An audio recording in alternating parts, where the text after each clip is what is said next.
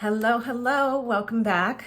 This week's video is going to be all about contouring. So I know for so many of you, contouring can be so intimidating, but today we're going to tackle the how-tos and the whys of contouring, and I'm going to explain it and make it so easy for you. You are going to wonder why you waited so long to try it. Before we get started, I'm going to ask you a favor. Please subscribe to my channel and give this video a thumbs up because it helps me a lot. And let's excuse the lighting today. It is a dreary Cincinnati day and it is what it is. And one day I'm gonna have a studio with fancy lights and it's always gonna look good.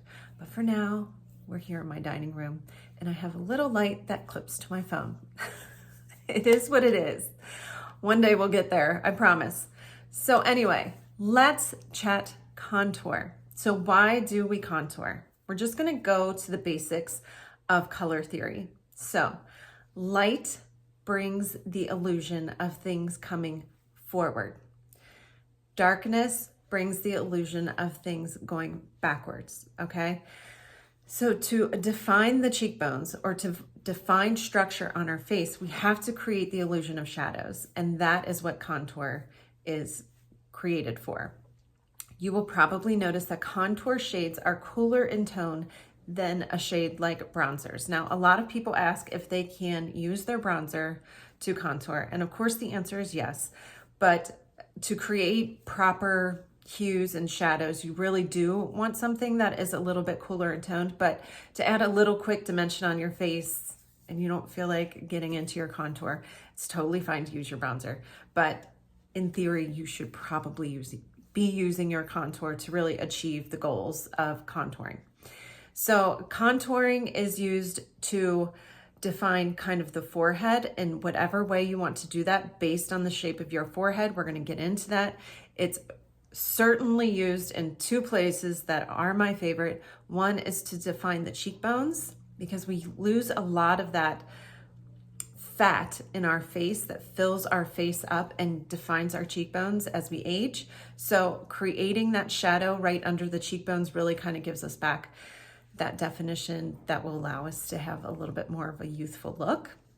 And also we can use the contour to create the illusion of a more lifted face. So that is one of the main reasons that I love it in the cheek area. The second area that I love it is the jawline. It will help you create definition here.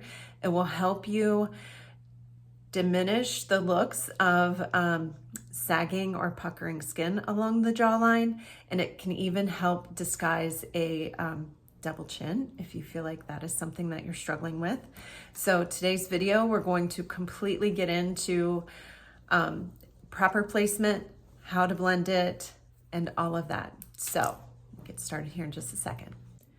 To start, I have my color corrector on, and I put this on the areas that I feel like I just want to minimize some of my distractions for me, which is redness. So I have it buffed in here and here, and a little bit under my eyes to address just the kind of pink and purpley tones that I have under there.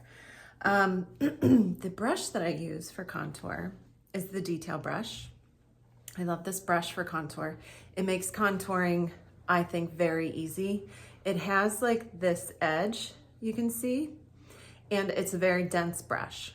So it makes it really nice for kind of tapping, pressing into that contour and really hugging those cheekbones and the jawline so that you can get some precision in your contour. So my contour color is Astoria, and contours in general, all of the contour shades, the consistency of them is different than the consistency of our other creams.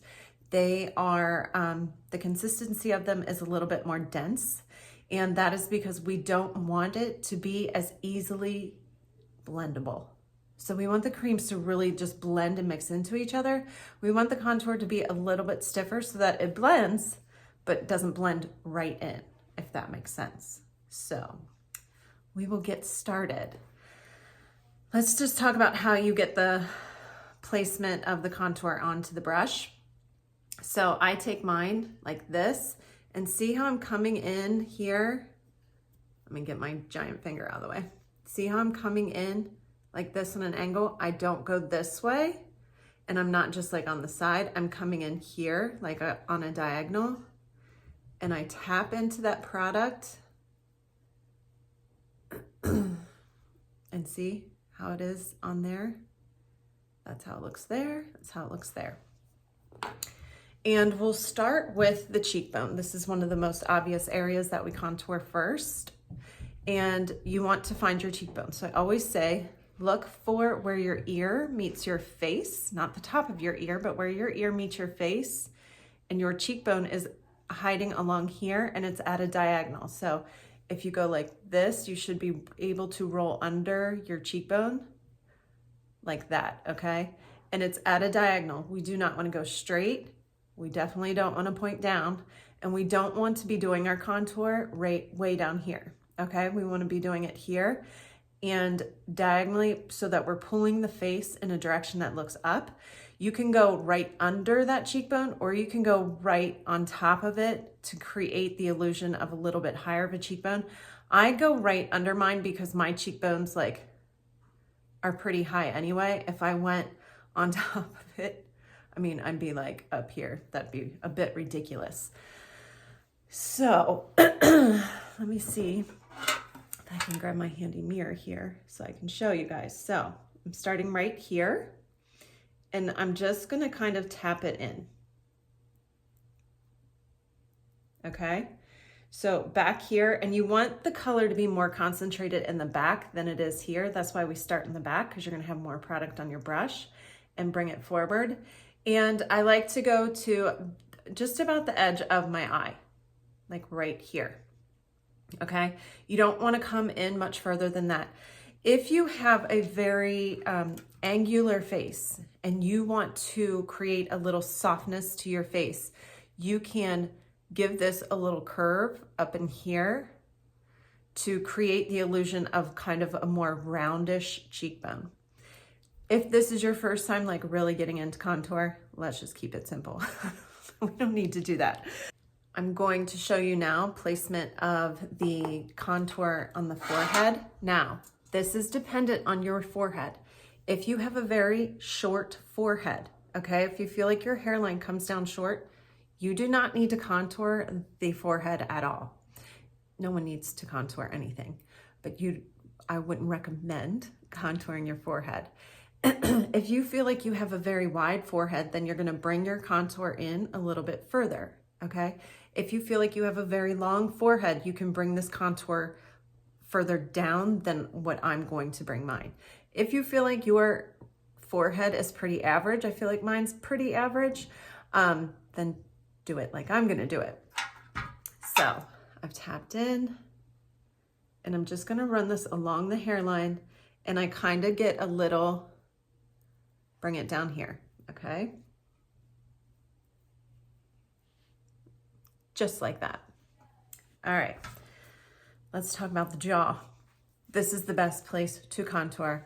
I promise you're going to love it. So the jawline, okay? Like I'm getting this little pucker of skin here, all right? I'm going to really define that, and you're going to see just why I love contour so much. The key here is you want to ride kind of right along this line. You do not want to be up on your face too much, but you don't want to be under it so that we're not seeing it. So still have this right here. And I like to start back here at the ear.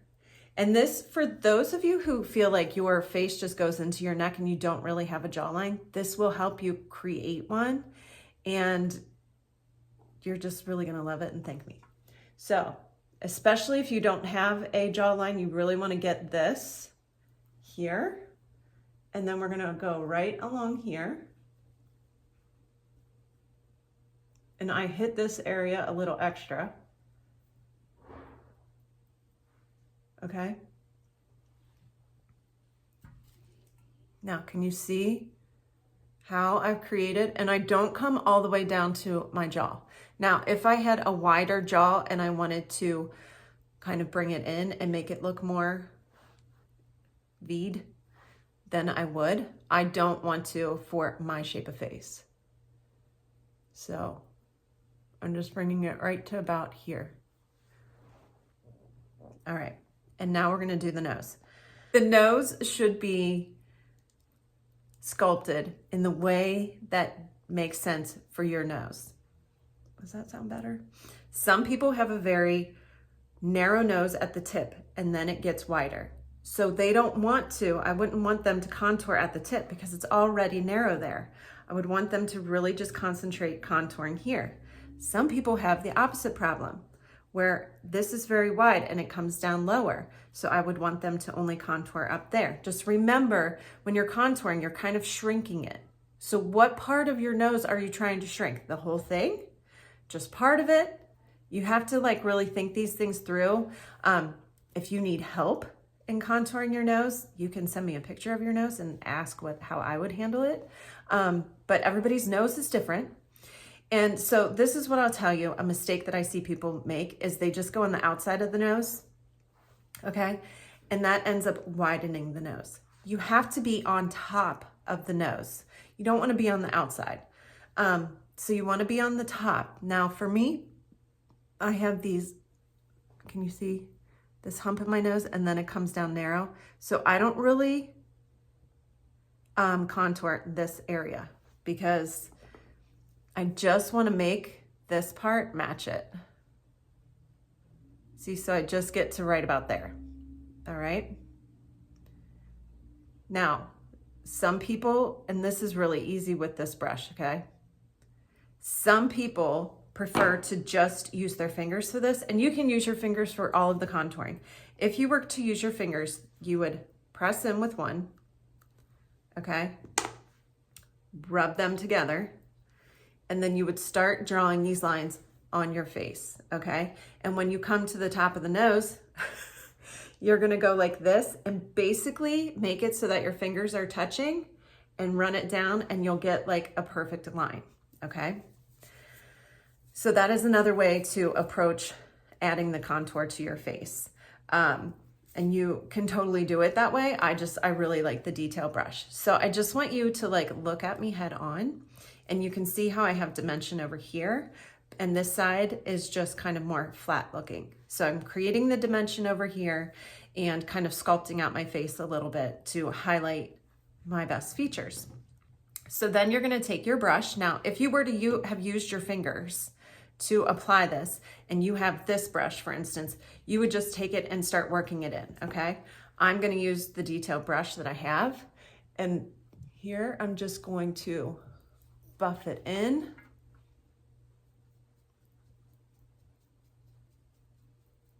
Okay, if you have a double chin, okay, that you're worried about, use this under there.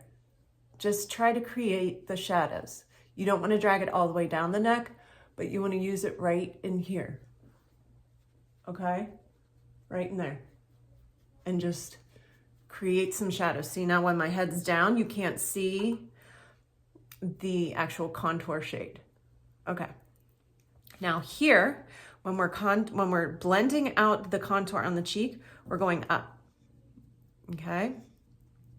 So work it up.